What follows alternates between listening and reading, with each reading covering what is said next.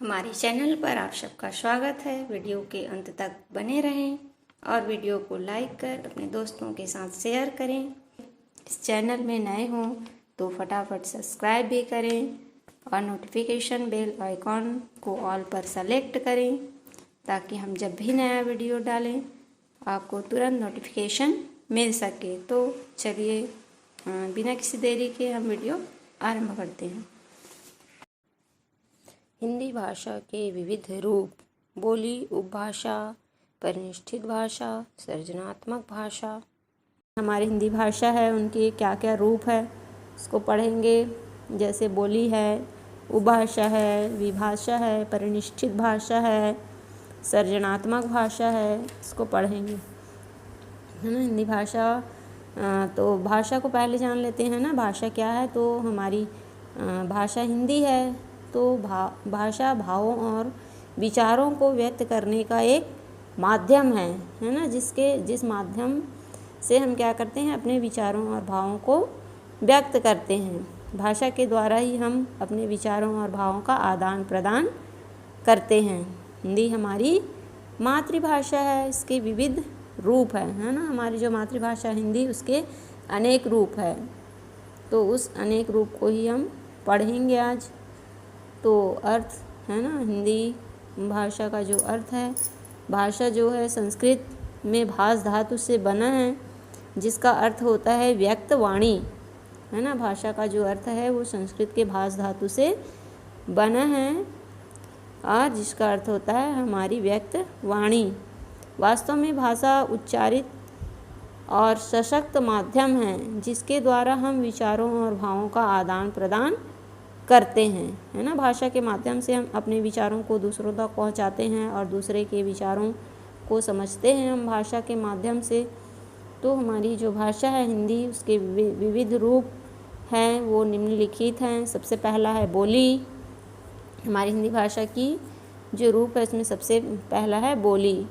तो भाषा की सबसे छोटी इकाई है ये बोली, है ना, लेकिन विद्वानों ने इसे विभाषा या उपभाषा कह देते हैं। बोली को ही हम उपभाषा या विभाषा कहते हैं। किसी भी सीमित क्षेत्र की भाषा को उस क्षेत्र की उपभाषा कहा जाता है। सीमित क्षेत्र यानी कि जिस क्षेत्र का पूरा विस्तार नहीं हुआ है, या तो फिर गांव है या कोई अंचल है, तो उस क्षेत्र में जिस भाषा का प्रयोग किया जाता है उसे ही बोली कहते हैं, जो वहाँ के लोगों की दैनिक बोलचाल के रूप में प्रचलित होती है ना। दैनिक मतलब रोज़ रोज़ जिस बोली का प्रयोग करते हैं अपने परिवार में, घर में, तो उस भाषा को ही बोली कह दिया जाता है। व्याकरण या साहित्य से इसका कोई संबंध नहीं होता है ना। तो जिस भाषा का अंचल में प्रयोग किया जाता है उस बोली में किसी साहित्य की रचना नहीं की जाती और न ही इसका कोई व्याकरण होता है। इसकी रूप रचना और उच्चारण में स्थानीय अंचल का प्रयोग होता है, स्थानीय अंचल का ही प्रभाव होता है। जैसे स्थानीय मतलब किसी सीमित क्षेत्र है, उस क्षेत्र में हम जिस भाषा का प्रयोग करते हैं तो उसमें उसका ना तो कोई व्याकरण होता है और ना ही उसकी कोई मानकता होती है, ना ही उसमें कोई साहित्य रचना की जाती है। उस स्थानीय क्षेत्र की ही उसमें प्रभाव होता है। किसी स्थान विशेष के निम्न वर्गीय एवं अशिक्षित लोगों के बोलचाल में प्रयुक्त होने वाली भाषा को ही बोली कहा जाता है। यही कारण है कि शिक्षित होने पर भी परिनिष्ठित या साहित्यिक भाषा का ज्ञान होते हुए भी कुछ लोग क्या करते हैं, अपने परिवार व समुदाय के साथ अपनी ही बोली में वार्तालाप करते हैं। जैसे छत्तीसगढ़ी, हम अपने परिवार या घर में अपनी जो मातृभाषा है छत्तीसगढ़ी है ना, उसी भाषा में ही वार्तालाप करते हैं, है ना। चाहे हम कितना भी शिक्षित क्यों ना हो, अपनी जो मातृभाषा है उसमें अपने परिवार में उसी भाषा से ही हम वार्तालाप करते हैं। उसी प्रकार बोली है ना। तो बोली को भी वैसे ही शिक्षित लोग भी बोली का प्रयोग करते हैं अपने परिवार व समुदाय में वार्तालाप के लिए। तो ये हो गया बोली, है ना। फिर सेकंड नंबर है हमारी हिंदी भाषा की जो रूप है, सेकंड नंबर रूप है विभाषा या उपभाषा। उपभाषा की जो विभाषा है वो भाषा की पूर्ण इकाई है जब कोई बोली उत्कृष्ट साहित्य रचनाओं या आर्थिक श्रेष्ठता या भौगोलिक विस्तार के कारण समग्र प्रांत में प्रचलित होकर साहित्यिक रूप धारण कर लेती है तो उसे ही विभाषा की संज्ञा दी जाती है। जैसे कोई बोली है, उस बोली में कोई साहित्य रचना हो जाए या उस बोली का विस्तार हो जाए, है ना, तो या साहित्यिक रूप में उसका प्रयोग किया जाने लगे तो उस जो बोली है वो विभाषा कहलाने लग जाती है। धीरे धीरे उनका क्या हो जाता है, उसकी मान्यता बढ़ जाती है और एक सीमित क्षेत्र से निकलकर वह साहित्य के क्षेत्र में जब आ जाती है बोली तो उसे ही विभाषा की श्रेणी में रखा जाता है। विभाषा किसी भाषा के उस विशिष्ट रूप को कहा जाता है जो किसी सीमित प्रांत या भौगोलिक क्षेत्र में बोली जाती है ना, जो बोली है सीमित प्रांत में ही बोली जाती है और इस सीमित प्रांत से जब वह बोली विस्तार रूप ले लेती है ना, किसी साहित्य में उसका प्रयोग होने लगता है या कभी उस भाषा में कोई रचनाएं लिखने लग जाते हैं या शिक्षित या शिष्ट समाज उस भाषा का अपने साहित्य में प्रयोग करने लग जाते हैं तो बोली विभाषा बन जाती है। भारत में प्रचलित ऐसी ही कई बोलियां हैं, जैसे अवधी है, बघेली है, बंगला है, ब्रज भाषा है आदि ऐसी ही बोलियां हैं जो विकसित होकर क्या बना है, उपभाषा बना है ना। ब्रज भाषा में सूरदास जी रचना किए हैं, मलिक मोहम्मद जैशी अवधी भाषा में रचना किए हैं। तो इस प्रकार बोली का प्रयोग जब कोई लेखक या कवि करने लग जाते हैं, है ना, अपने साहित्य में, तो यही बोली उपभाषा बन जाती है। इसे ही उपभाषा की श्रेणी में रखा जाता है।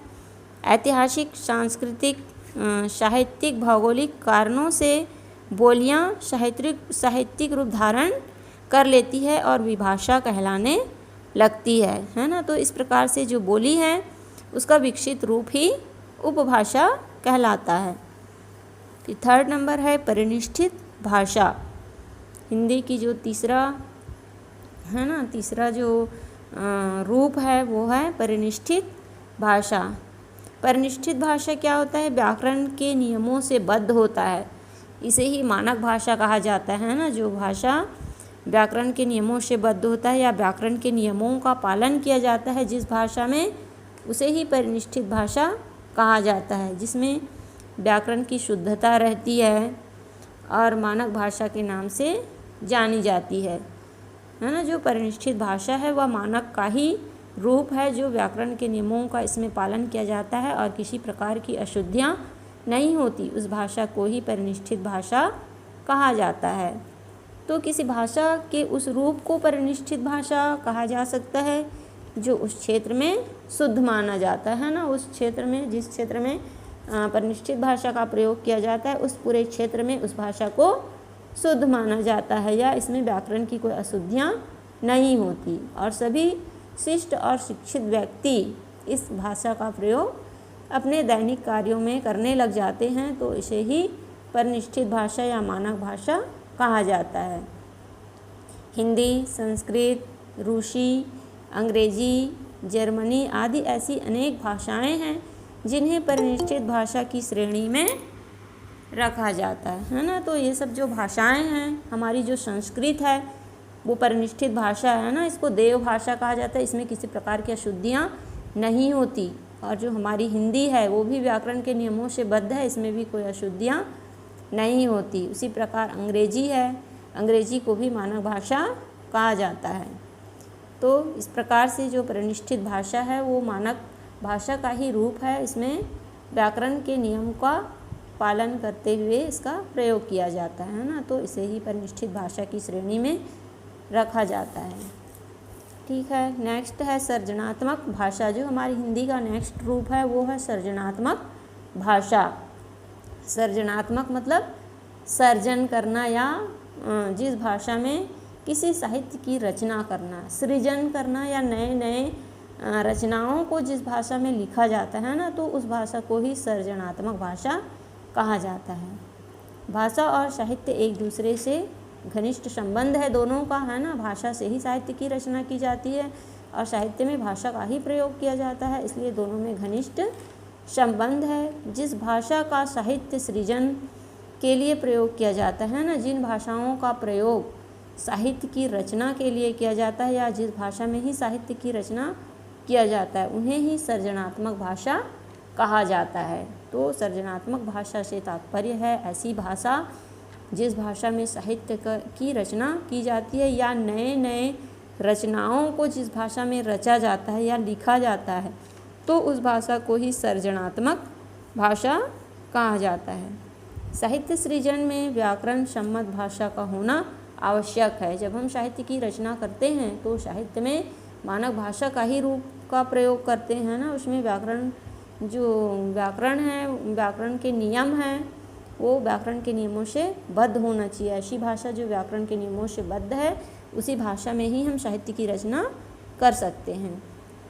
तो समय व परिवेश के अनुसार सृजनात्मक भाषा में परिवर्तन होती रहती है ना, जो समय और परिवेश के अनुसार ही जो हमारी भाषा है उसमें परिवर्तन होना आवश्यक है ना। जब तक परिवर्तन नहीं होगा तब तक भाषा में नवीनता कैसे आएगी, है ना। तो जो कुछ प्राचीन भाषा से है ना, जो प्राचीन भाषा है उसमें कुछ परिवर्तन होकर ही नवीन भाषा का निर्माण हुआ है और इस नवीन भाषा को ही सृजनात्मक भाषा कहा जाता है। भाषा हमेशा गतिशील है, उसमें कुछ न कुछ नवीनता या विकास होते रहता है और समय अनुसार उसमें परिवर्तन भी होता है। जैसे उदाहरण के लिए हिंदी का जो आदिकालीन रूप था, है ना, आदिकालीन, मध्यकालीन और रीतिकालीन स्वरूप था, आज से बहुत भिन्न था, है ना। प्रगतिवाद और नई कविता में आकर इसका स्वरूप बहुत कुछ बदल गया है, उसमें विकास हुआ है, नए नए सृजन हुए हैं। तो इस प्रकार भाषा हर काल में परिवर्तित होते रहते हैं। आदिकाल में हमारे जो भाषा का रूप है ना, उसमें ज़्यादा विकास नहीं हुआ था, अपभ्रंश आदि बिगड़ा हुआ भाषाओं का प्रयोग किया जाता था साहित्य रचना में। लेकिन आज के जो साहित्य रचना है उसमें एक परिनिष्ठित या मानक भाषा का ही प्रयोग किया जाता है। तो इस प्रकार जो हमारी भाषा है ना, प्राचीन काल, मध्यकाल और आधुनिक काल में आते आते इसमें बहुत कुछ परिवर्तन हुए हैं, तो भाषा को परिवर्तनशील भी कहा जाता है। तो इस प्रकार से जो हमारी भाषा है, हिंदी भाषा, उसके विविध रूप है ना। बोली से शुरुआत हुआ, बोली से जब बोली का क्षेत्र बढ़ गया, है ना, बोली का साहित्य में प्रयोग करने लगा तो वही बोली उपभाषा कहलाया और उपभाषा का प्रयोग जब साहित्य सृजन में करने लगे तो वह मानक भाषा कहलाया, है ना, परिनिष्ठित भाषा। फिर परिनिष्ठित भाषा का जब और भी प्रयोग हुआ नए नए रूपों में, उसमें विकास करके, तो यही भाषा सृजनात्मक भाषा कहलाई, है ना। तो इस प्रकार से जो हमारी हिंदी भाषा है उसमें निरंतर ही परिवर्तन और विकास हुआ है ना। तो हिंदी भाषा का जो स्वरूप है व्यापक होते हुए भी यह साहित्यिक, सांस्कृतिक और भौगोलिक रूप से पूर्ण व्याकरण सम्मत व शुद्ध है तथा सृजनात्मक कोटि की भाषा है। हिंदी भाषा विविधताओं में एकता का सूचक है ना। इसमें विविधताएं बहुत है फिर भी एकता है इसमें विभिन्न रूप आपस में मनके की तरह गुथा हुआ है ना। जिस प्रकार मोती एक धागे में गुथा हुआ होता है, वैसे ही हमारी जो भाषा है उसका जो विकास है वो एक दूसरे से जुड़ा हुआ है ना। जैसे बोली से विभाषा बना, विभाषा से परिनिष्ठित भाषा बना, परिनिष्ठित भाषा से सृजनात्मक भाषा बना, एक दूसरे से जुड़ा हुआ, गुथा हुआ। जिस प्रकार मोती गुथा हुआ होता है वैसे ही हमारी जो भाषा का विकास है वैसे ही हुआ है ना। तो मनके की तरह ही गुथा हुआ है हमारा भाषा का विकास। तो कुछ परिवर्तन से अलग अलग भावों व विचारों को प्रकट करने की विशिष्ट क्षमता का सामर्थ्य रखते हैं हमारी जो हिंदी भाषा है ना। इसमें थोड़ा थोड़ा परिवर्तन करके हम इसको क्या कर सकते हैं। वीडियो के अंत तक बने रहने के लिए धन्यवाद।